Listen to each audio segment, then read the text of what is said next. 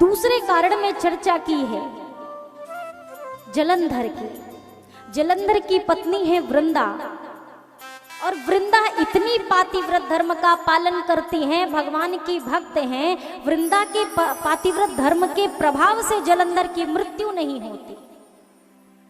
देवताओं ने जब आग्रह किया, भगवान विष्णु ने जलंधर का वेश बनाया। इधर जलंधर युद्ध के लिए गया और भगवान जलंधर के महल में पहुंचे।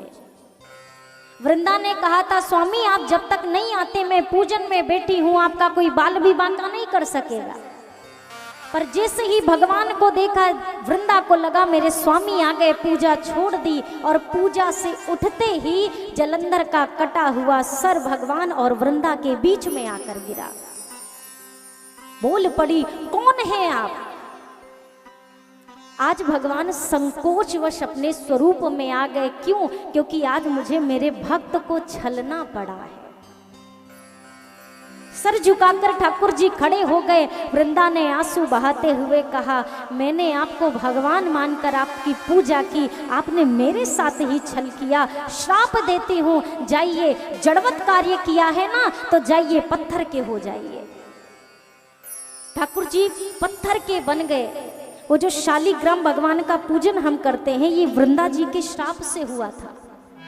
हाहाकार मचा, लक्ष्मी मैया देवता आए, क्षमा करिए, सृष्टि नष्ट हो जाएगी, भगवान को पूर्व रूप में कर दीजिए। भगवान को तो पूर्व रूप में कर दिया वृंदा जी ने, पर स्वयं को जलाकर भस्म कर दिया।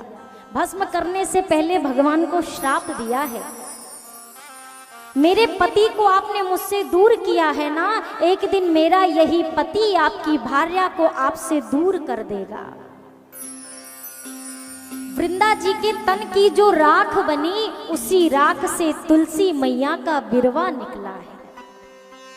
भगवान ने उस दिन कहा कि आज के बाद तुलसी जी का और शालिग्राम भगवान का उसी दिन से हम विवाह कराते हैं। दिवाली के समय जो एकादशी पड़ती है, उस दिन विवाह होता है तुलसी मैया और शालिग्राम भगवान का। और ठाकुर जी ने उसी दिन कहा था कि आज से मुझे चाहे 56 भोग भी क्यों ना चढ़े, पर जब तक उसमें तुलसी जी का एक पत्ता एक दल नहीं डलेगा, मैं उस भोग को कदापि स्वीकार नहीं करूँगा। जब तक तुलसी दल ना पड़े, तब तक ठाकुर जी आपके भोग को स्वीकार नहीं करते हैं।